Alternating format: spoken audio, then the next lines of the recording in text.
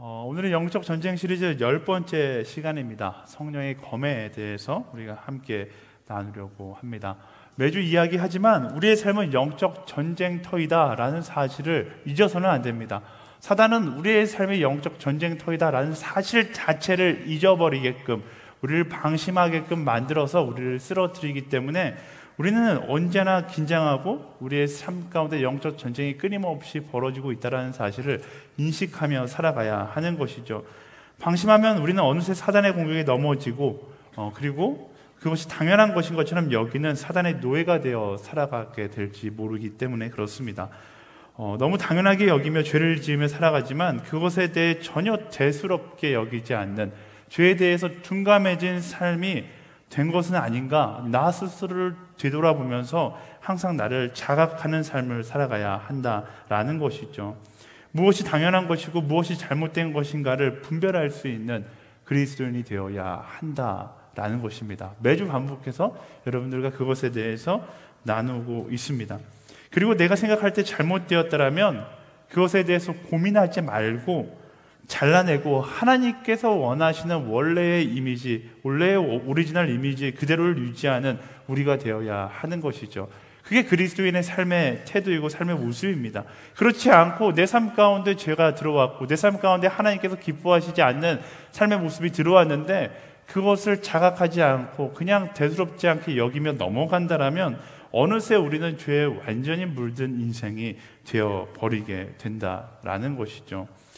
제가 자주 예를 들지만 정돈된 집이 그런 것 같아요. 저는 제가 볼 때 한 80점짜리 남편, 80점 정도 되는 것 같아요. 근데 아내가 항상 저에게 지적하는 것이 한 가지 있는데, 저는 청소를 너무 못한대요. 청소해달라고 그러면 대충 청소해놓고서 다 했어 이렇게 얘기하니까 아내가 그것에 대해서 굉장히 불평을 많이 합니다.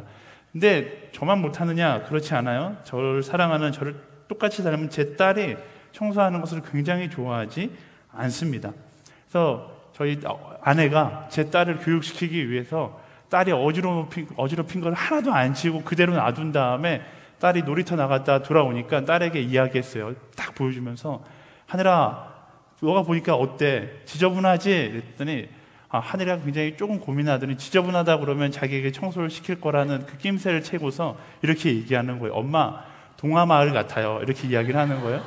그래서 제 아내가 그걸 보고 굉장히 답답해하면서 네 아빠랑 똑같다 이렇게 이야기했어요. 그 다음부터 저도 아내가 저한테 막 청소 안 한다고 뭐라 그러면 똑같이 이야기해요. 동화마을에 우리 사는 거야 이렇게 이야기하고 있어요. 근데 실제로 제가 더러운 것을 좋아해서 청소를 하지 않을까요? 본래는 깨끗한 것을 누구나 다 좋아합니다. 저도 그렇고 제 딸도 그렇고 깨끗한 것을 좋아해요. 하지만 게으름이 더러운 집의 모습을 당연하다라고 여기게끔 만드는 것이죠. 청소하고 나면 그때부터는 깨끗한 게 좋아요. 깨끗해지고 나면 그때부터는 그곳이 좋고 더러운 것이 나쁘다는 것을 압니다. 하지만 더러운 곳에 살면 치우기 귀찮아서 이것이 당연한 것이라고 여기게끔 된다라는 것이죠. 우리 인생, 우리 영혼이 그렇다라는 거예요.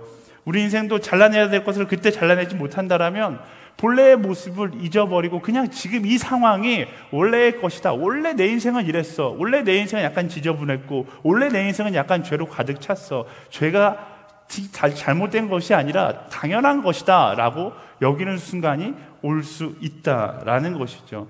그래서 그리스도인들은요, 거룩한 삶을 유혹하는 사단의 시험을 잘라내야 돼요. 그것을 잘라내지 못하면 어느 순간부터 사단의 동무대가 나의 인생이 되어 버린다라는 사실을 우리는 삶 가운데 끊임없이 기억해야 하는 것입니다. 그래서 그 유혹들을 잘라내기 위해서 하나님의 전신갑주 중에 오늘 소개하는 성령의 검이 있는 거예요. 성령의 검으로 우리 인생들을 물들이는 사단의 유혹들, 사단의 흔적들을 잘라내고 하나님께서 창조하셨던 거룩한 우리를 지켜나갈 수 있어야 한다라는 것입니다. 그렇다면 성령의 검은 무엇인가? 에베소서 말씀은요, 친절하게 성령의 검에 설명을 붙여서 이야기하고 있어요.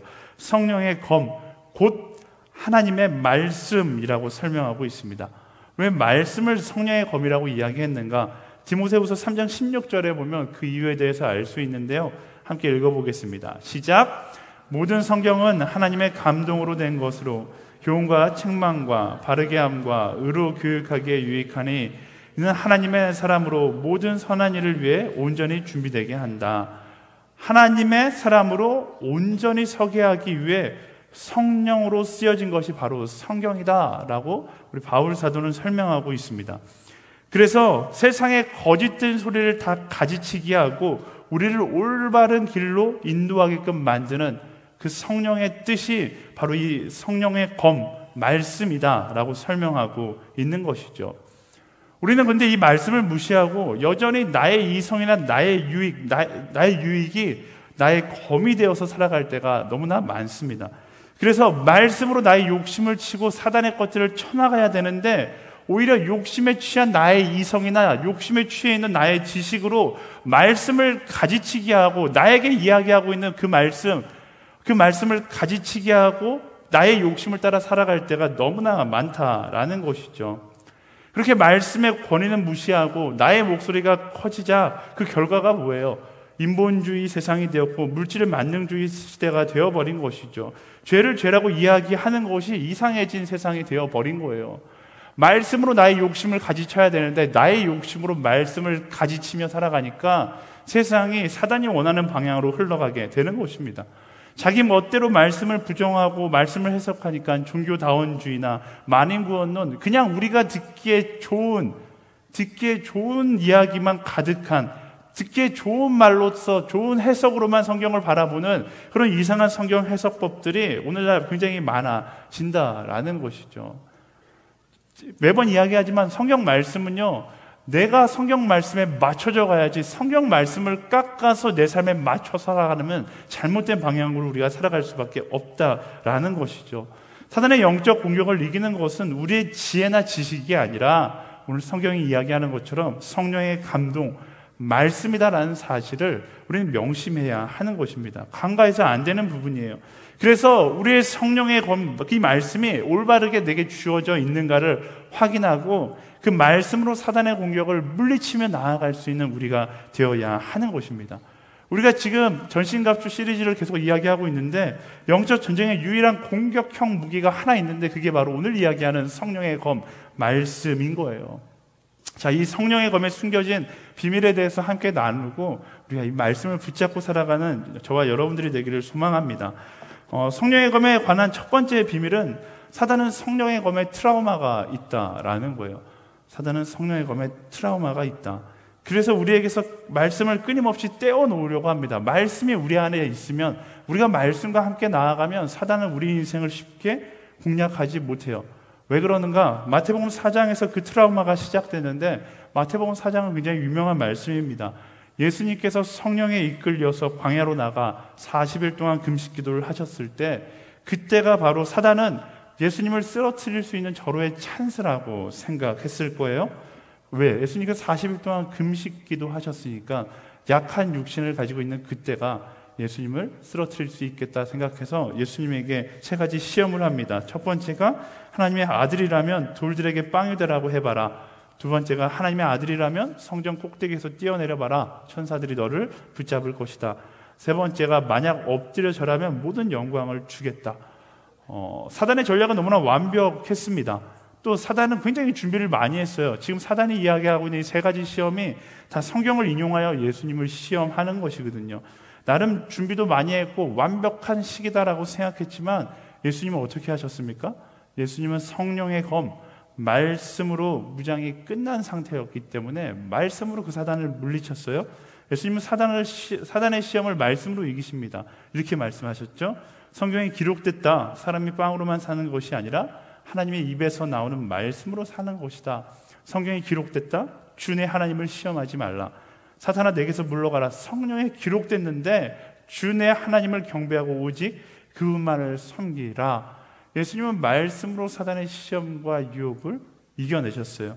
사단은 모든 상황이 자기가 승리하게끔 되었다라고 생각했지만 성령의 검, 말씀으로 무장한 예수님에게는 어림없었던 것입니다. 그리고 사단은 아마 이 사건 이후로 성령의 검 트라우마를 경험하게 되는 것이죠. 그래서 사단은 전략을 달리하기 시작했어요. 어떤 전략을 갖고 있냐면 성령의 검을 사람들의 손에서 놓게 만드는 것이죠. 성령의 검을 사람들의 손에서 놓게 만드는 거예요. 바쁜 일상과 야망, 자기중심적인 사고들을 통해서 말씀의 능력을 평가절하시켜 왔습니다. 성경을 성령의 검이 아닌 그저 좋은 글로 위장하기 시작했고, 사람들은 이 성경을 영적 무기가 아니라 집에 장식해 놓은 장식물로 여기게끔 사단이 우리를 현혹하기 시작했죠. 예수님을 하나님의 아들이 아닌 그냥 인간 예수로 생각하게 만들었고, 구원의 방법이 말씀에 기록되어 있는 것이 아니라 우리의 이성대로 착하게 살면 구원받는다, 어떤 종교든 믿으면 구원받을 수 있다, 이런 우리의 이성적으로 납득이 될 만한 이유를 이야기하면서 우리가 말씀을 열지 않고 살게끔 만든 것이죠.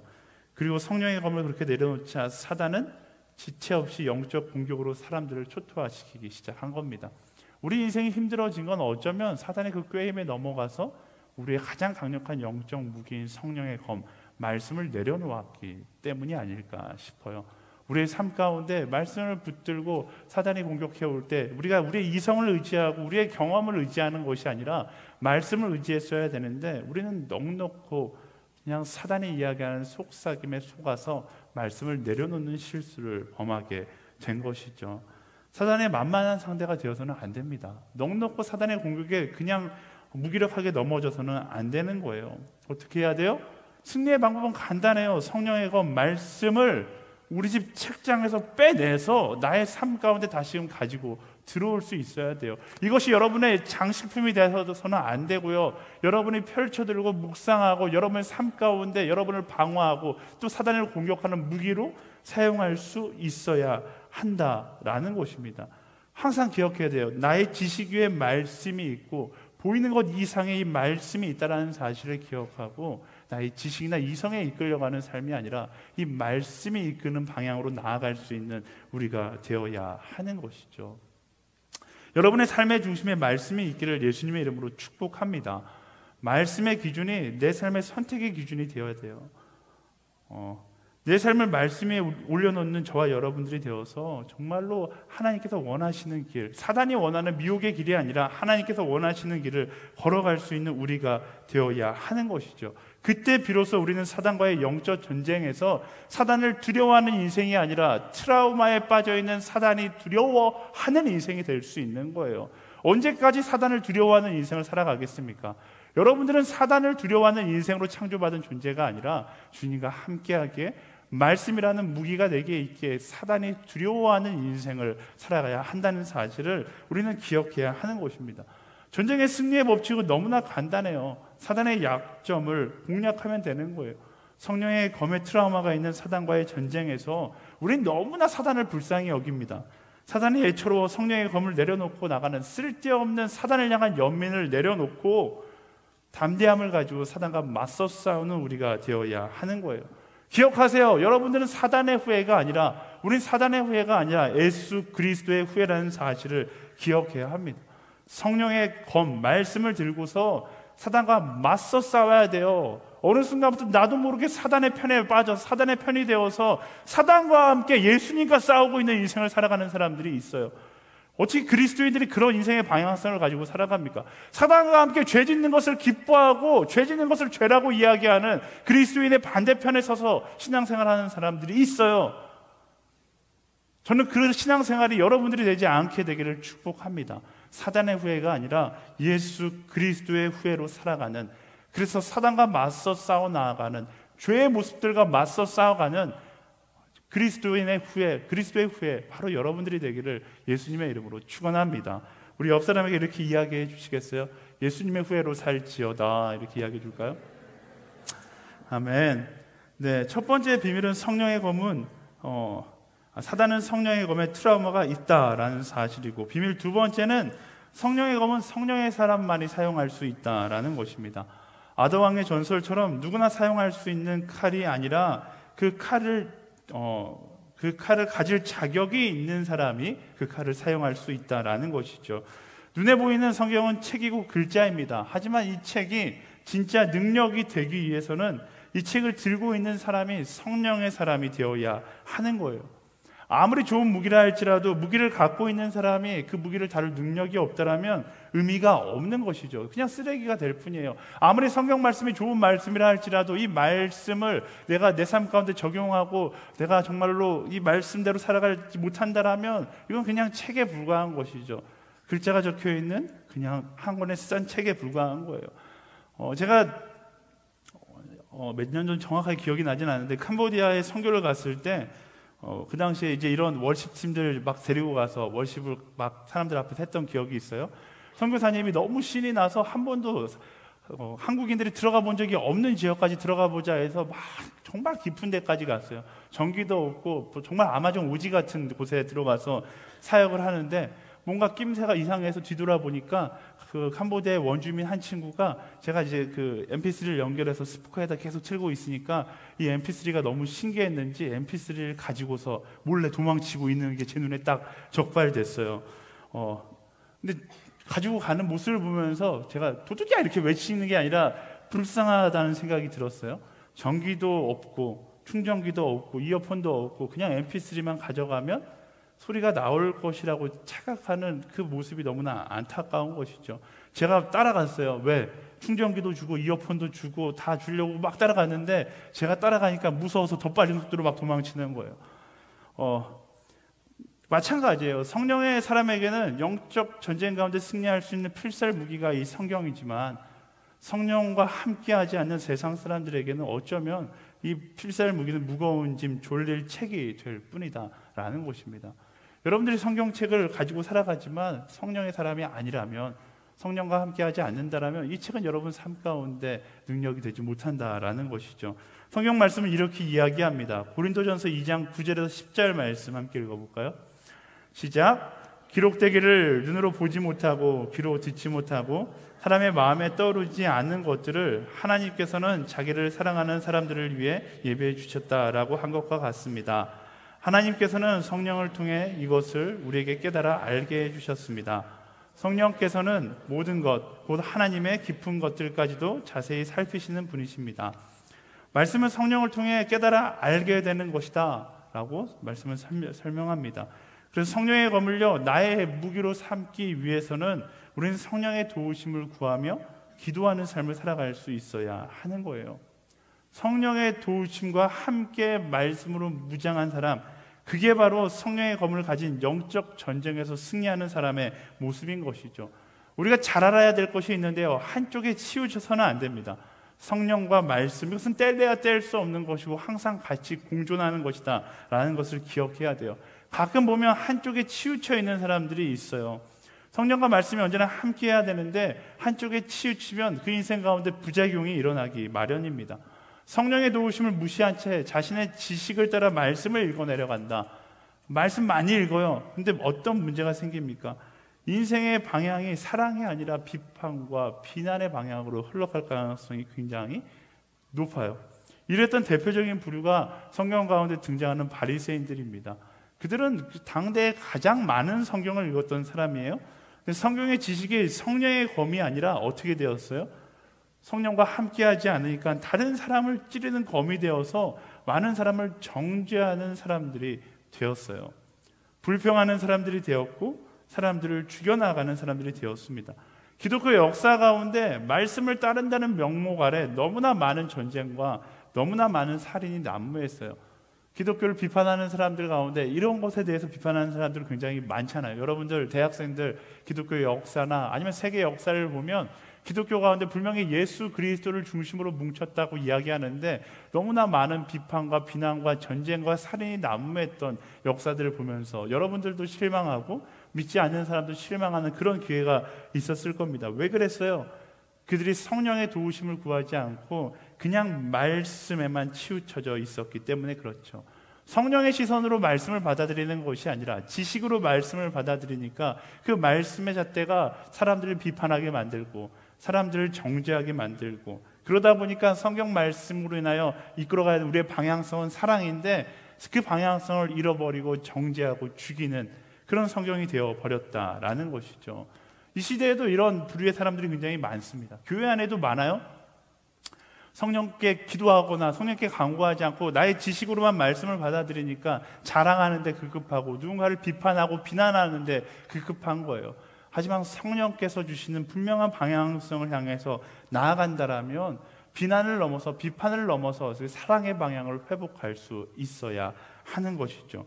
반대로 또 성령님만 구하면 뜨거운 것, 자기의 감성적 터치를 주로 삼아서 살아가는 사람들이 있습니다. 예배를 쫓아다니면서 나를 흥분시킬 수 있는 무언가를 찾아다니는 사람이죠. 기도는 정말 뜨겁게 하고 찬양은 정말로 뜨겁게 하는데 성장하지 못한 채 날마다 쳇바퀴 돌듯 그냥 그 자리를 맴도는 신앙인들이 있어요. 신비주의 사역이나 은사 사역에 취해 있고 어떻게 하면 나를 조금 더 흥분할 수 있는 예배가 있을까, 이 예배를 찾아서 떠돌아다니는 사람들이 있어요. 요즘은 좀 긍정적인 단어로 가난한 성도라는 표현을 쓰던데 굉장히 긍정적으로 표현한 거고요. 어떻게 보면 그냥 내게 맞는 예배, 나를 충족시킬 수 있는 예배를 찾아서 떠돌아다니는 사람들을 이야기하는 것이죠.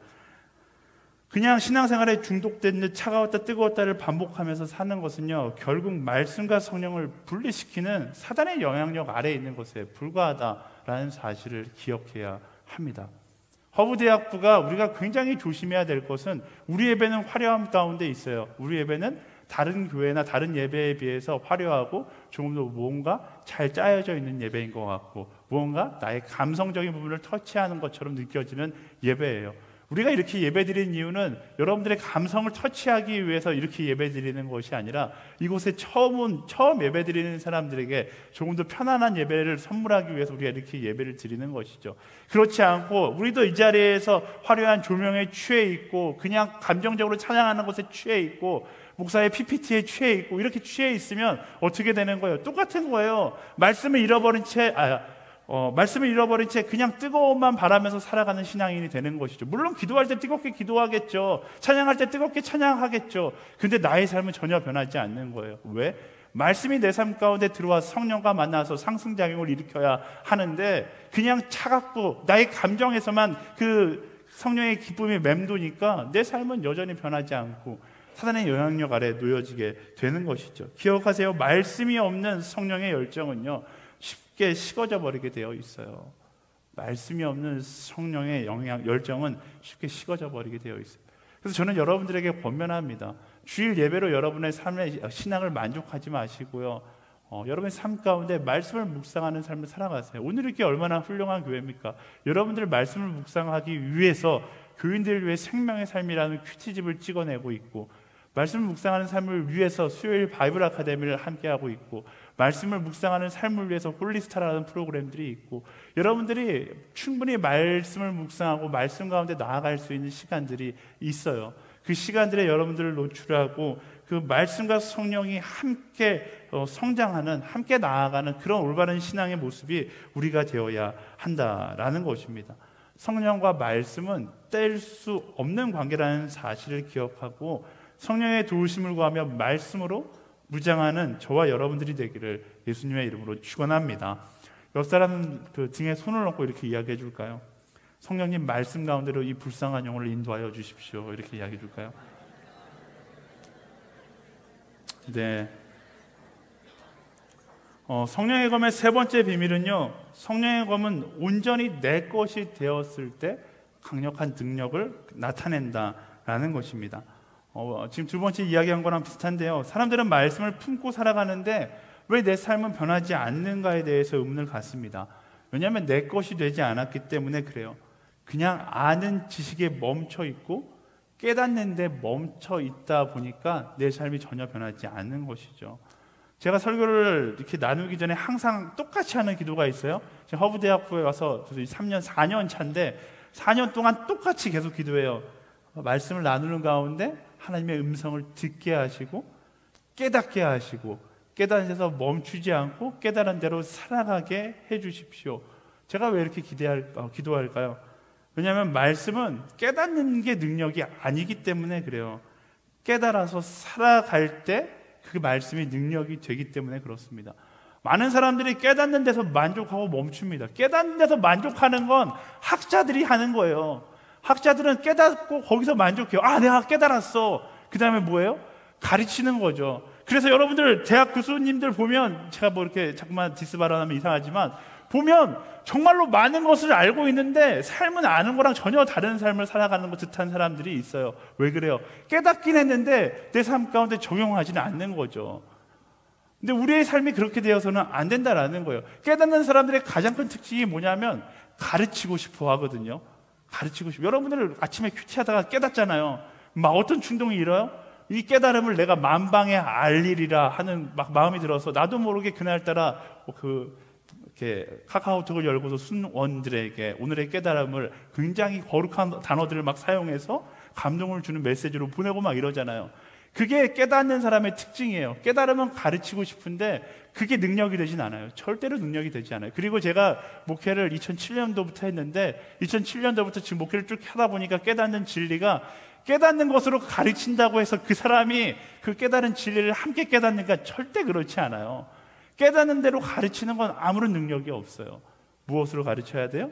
나의 삶으로 가르칠 때 그 능력이 나타나는 것이죠. 그래서 공동체 생활이 중요한 것이고, 그래서 FA도 가자고 이야기하는 것이고, 그래서 아울리치도 가자는 거예요.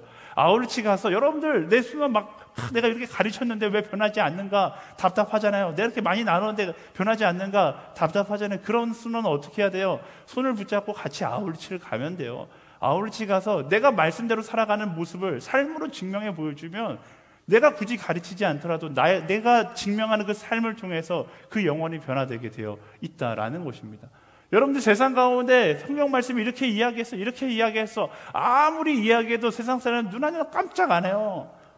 어떻게 해야 돼요? 나의 삶을 통해서 성경 말씀을 풀어서 증명해내면 그때 비로소 그 사람이 변화되는 것이고, 그게 바로 진정한 전도인 것이죠. 가끔씩 말로써 사람을 전도하려고 막 노력하다가 괜히 말에 공격당해서 상처받는 사람들이 있어요.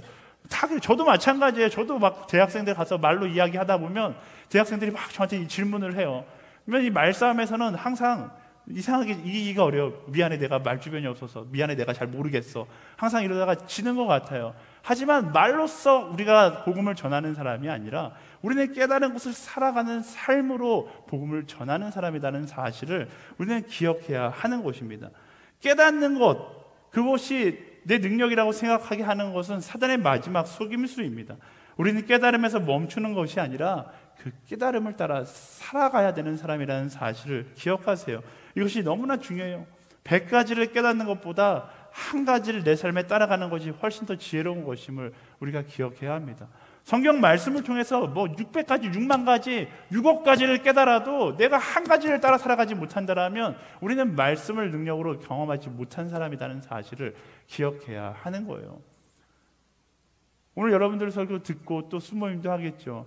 이야기하면서 일주일 동안 깨달은 것들에 대해서 막 이야기할 거예요. 아무리 많은 것을 이야기해도 그것을 살아가지 못한다면 우리는 말씀을 능력으로 살아가는 사람이 아니다라는 것입니다. 저는 여러분들의 순모임이, 여러분들의 큐티 모임이 오늘 무엇을 깨달았는가를 자랑하는 모임이 아니라 지난 한 주 나는 깨달은 대로 살아갔는가를 나누는 모임이 되기를 예수님의 이름으로 축복합니다. 그것을 자랑할 수 있는 우리가 되기를 소망하고요. 어떻게 하면 우리는 성령의 말씀을 통해서 우리를 변화시키는 것을 경험할 수 있는가? 굉장히 유명한 목사님이 그것에 대해서 정리했어요. 세들백 교회 리워렌 목사님이 쓴 굉장히 유명한 책이죠. 목적이 이끄는 삶에 보면 성령의 말씀을 통해 우리를 변화시키는 5가지 단계에 대해서 이렇게 5가지 R로 시작되는 단어로 설명하고 있어요. 1단계가 read, 읽고, 2단계가 receive, 받아들이고, 3번째가 research, 연구하고, 4번째가 remember, 기억하고, 5번째가 reflect, 적용한다. 멋지지 않습니까? 가장 감사한 건 영단어가 일단 쉽다라는 거예요. 네. 설명도 필요 없어요. 여러분들 딱 보면 다 머릿속에 담을 수 있는 그런 단어들입니다. 여러분들이 기억하고서 여러분의 말씀 묵상의 삶 가운데 한번 적용해 보세요. 그냥 성경 읽고서 좋은 말씀이야. 좋은 말씀이야. 이렇게 끝나는 것이 아니라 읽고 받아들이고 그 다음에 연구하는 거예요. 생명의 삶이 이 순서대로 기록되어 있어요. 읽고 받아들이고 연구는 어떻게 해요? 뒤에 보면 여러분들을 위해서 수많은 신학자들이 아주 친절하게 해설도 써놨어요. 연구하고 내 삶 가운데 기억하고 적어도 내 삶 가운데 그 말씀을 적용해서 살아보는 것이죠. 제가 아울리치나 같이 여러분들과 이제 숙박을 하면서 큐티 나눔을 하다 보면 큐티 나눔은 기가 막히게 잘해요. 허브대학교 친구들이 큐티 나눔은 기가 막히게 잘하는데 항상 빼먹는 게 있어요. 하나님은 살아계시고 내 삶 가운데 언제나 역사하시고 말은 이렇게 청산유수처럼 막 줄줄줄 하는데 정작 그 말씀을 가지고서 내가 오늘 어떻게 살아갈지는 결단하지 않는 거예요. 그러면 말씀이 큐티책 안에 머무는 거예요. 말씀의 능력이 그 책 안에 머물게 하는 것이 아니라 내 삶 가운데 가져오기 위해서 나를 깨닫게 한 그 말씀 가운데 내가 오늘 그 말씀을 따라 어떻게 살아갈지를, 내가 어떤 한 명을 위해 살아갈지를, 어떤 한 사건을 위해 살아갈지를 구체적인 것들을 결단하고 그것을 위해 살아갈 수 있는 사람이 되어야 하는 것입니다. 말씀이 그냥 큐티책 안에 머물면 너무나 추상적인 큐티가 되는 거예요. 추상적인 묵상이 되는 것이죠. 그게 아니라 그 추상적인 묵상을 내 삶을 통해서 오늘의 고백이 되게 만드는 것, 그게 바로 성령의 사람, 말씀의 사람의 선택인 것이다 라는 사실입니다. 저는 여러분들이 그런 선택을 하고 그런 말씀 묵상의 삶을 하며 살아갈 수 있게 되기를 예수님의 이름으로 축원합니다. 추상적인 신앙 묵상 말고 하나님은 좋으신 분이다, 하나님을 나를 사랑하시고 나에게 사랑하라고 말씀하신다, 이건 너무나 추상적이잖아요. 나는 오늘 어떤 사랑을 할 것인가, 나는 오늘 어떤 정직, 어떤 거룩을 선택할 것인가, 그것을 결단하고 그 선택을 하는 삶을 살아가는 것, 그때 말씀의 능력을 경험할 수 있게 되는 것이죠. 성경 말씀이 여러분 삶 가운데 얼마나 유익을 줄까요? 18,000원짜리 성경인데 이게 얼마나 여러분들의 큰 유익이 되겠어요.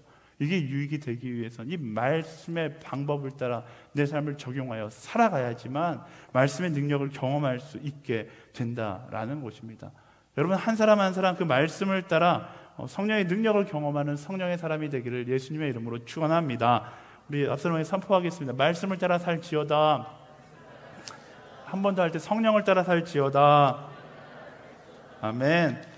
말씀을 정리하겠습니다. 오늘은 성령의 검, 말씀에 대해서 함께 나누었어요. 말씀의 검은 사단과 맞서 싸울 수 있는 유일한 공격형 무기입니다.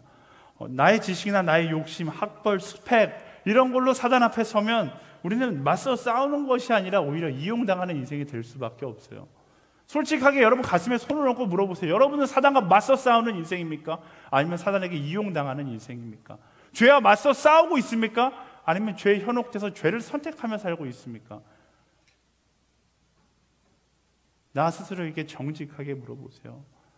만약 내가 사단에게 이용당하고 있다면 오늘이 바로 말씀을 펼쳐들고 내 삶의 방향성을 정정 수정해야 될 때인 거예요. 성령의 검인 말씀을 들고서 더 이상 사단의 노예로 살아가는 것이 아니라 사단과 맞서 싸워가는 예수 그리스도의 후예가 되어서 그 길을 선택할 수 있는 우리가 되어야 한다라는 것입니다. 언제까지 사단의 노예가 되어서 죄의 노예가 되어서 질질 끌려가는 인생을 살아가시겠습니까? 하나님은 우리에게 무기를 주셨어요. 성령의 검, 바로 말씀이라는 무기를 우리에게 주셨어요. 그리고 오늘 우리는 말씀을 통해서 세 가지 비밀에 대해서 나누었는데, 첫 번째, 사단은 성령의 검에 트라우마가 있다라는 거예요. 사단은 성령의 검을 두려워합니다. 그래서 사단은 끊임없이 말씀을 우리 손에서 떠나게 만들어요. 이런 사단의 전략은 너무나 단순해요. 미리 꿰뚫고 말씀을 여러분의 책장에서 꺼내들고 펼쳐서 읽고 묵상하고 말씀대로 살아감으로 사단이 두려워하는 인생이 되기를 예수님의 이름으로 축복합니다. 두 번째는요, 성령의 검은 성령의 사람만이 사용할 수 있다라는 거예요. 성령과 말씀은 언제나 함께 갑니다. 둘은 뗄래야 뗄 수 없는 거예요.